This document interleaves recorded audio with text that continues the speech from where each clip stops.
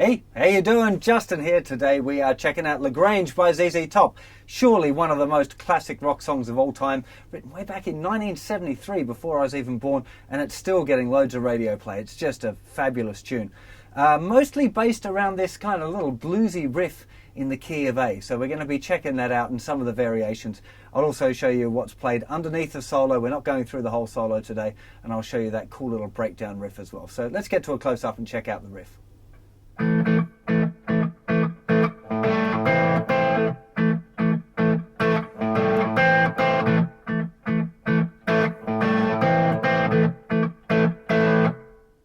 Okay, so first thing to realize here, we've got a little A chord here using just our first finger, a little bar covering the 4th and 3rd strings. We don't really want it to be pressing down the 2nd string because we're not playing that note. So mainly just focusing the pressure there on the 3rd and 4th strings with the first finger. Little A chord. Also important to realize here we're playing with pick and fingers. So we're holding the pick as normal, but we're using fingers 2 and 3 to pick the middle 2 strings, which is exactly how it starts off. 1 and 2 and 3 and 4 and 1 and... That's the very first part.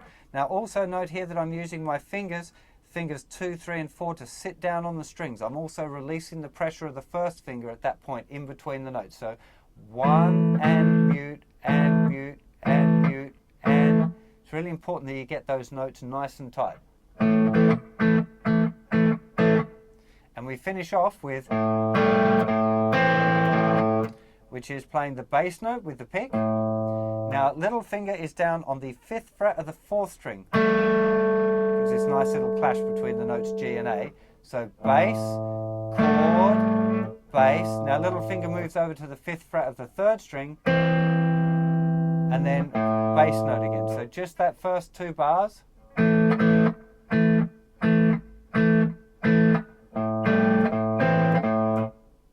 Okay, now as the riff is repeating, little finger stays down and we play.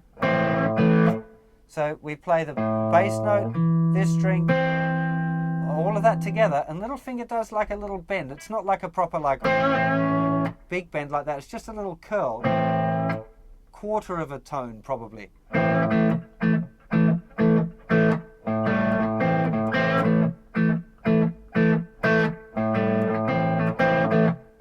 Just a really little, just do it really slowly for you.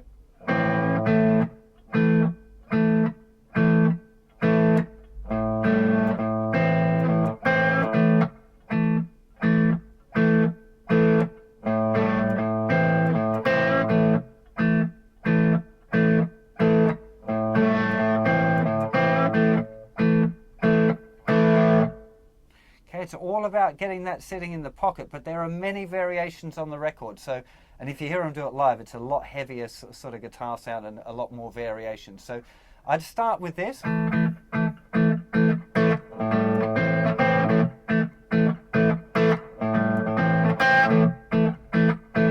You know, practice getting that riff up, but as you kind of want to muck around with it a little bit more, you can change up the rhythm a bit. Not too much. Start with that and let it evolve. Don't go rushing up, you know, trying to make it too different, otherwise it won't sound right. So just remember, it's all the pick and fingers thing here. It's quite unusual, you know, if you're not used to doing pick and fingers, but it's not difficult because these 2 fingers are playing pretty much together the whole time. Now when the vocals actually come in, it changes the riff a bit.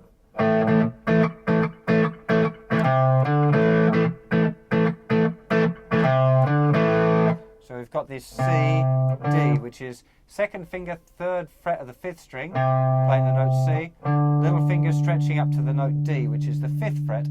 So we have 1 and 2 and 3 and 4 and 1 and 2 and 3, 4 and 1, 2 and 3 and 4 and 1 and 2 and 3,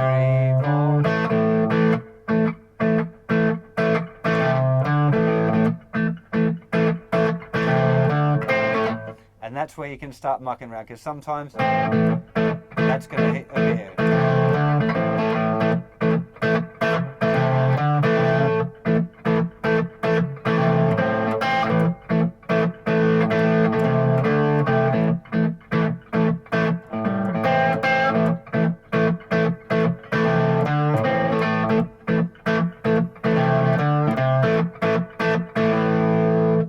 So it's really learning the kind of the basic one first and then having a muck around with it yourself. So that's all of the riffs that are going on for the main verses and stuff like that. There's the other fun bits are the bridge. Now the bridge,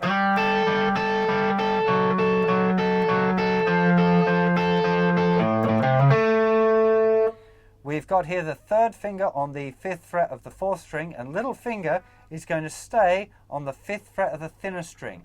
And we're just going. Now 2nd finger has taken over the 4th fret of the 4th string. 1st finger in the 3rd fret of the 4th string. Then open A twice. 3rd, 4th hammer on the 5th string. And then we're playing the note A, which is 2nd fret of the 3rd string.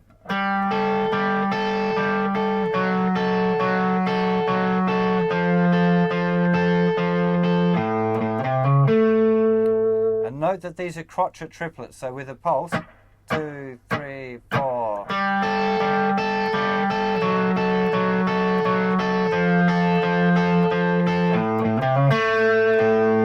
So it's a little bit weird, the rhythm of that. The best thing to do, I can try and show you the count, but it's kind of complicated doing crotchet triplets, and you're much better off just listening to the record. You'll pick it up a lot faster that way. So just read. And for this, actually, should mention as well that we're using the pick on the notes on the 4th string, and I'm using my middle finger to pluck the thinner string.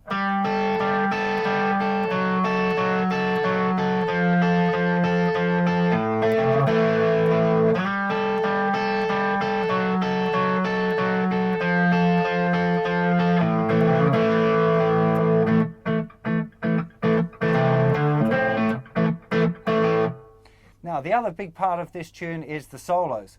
Now, the solos,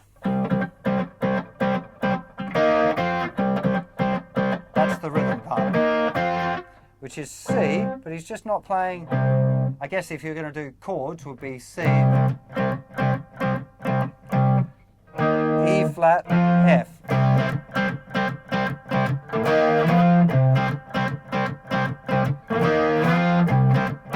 But actually on the record, I'm pretty sure it's just these little, what's called a dyad. So 2 at the 10th fret on the, I'm using my 3rd and 4th fingers, 10th fret of the 5th string and the 4th string. And then 8th fret, 10th fret. Using a little bar with my 1st finger for the 8th fret and 3rd and 4th fingers for the 10th fret.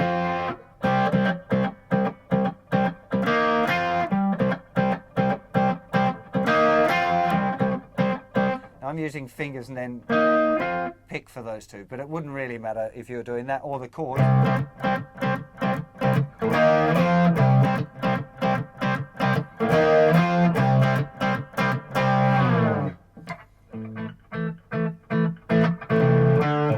It's definitely worth thinking a little bit about the sound for this song. I remember playing this as a teenager and it was always played far too heavy, so using too much distortion. And listen to the record, it's a very, very clean sound for the first part. It does kick in a gear later on, but one thing that is definitely worth doing is starting with quite a clean sound and then either using a distortion pedal, or more commonly done, which I think a lot of guys forget about, is having actually a bit of distortion on and backing off the volume a little bit, because when the volume's up loud, you'll get a lot more distortion.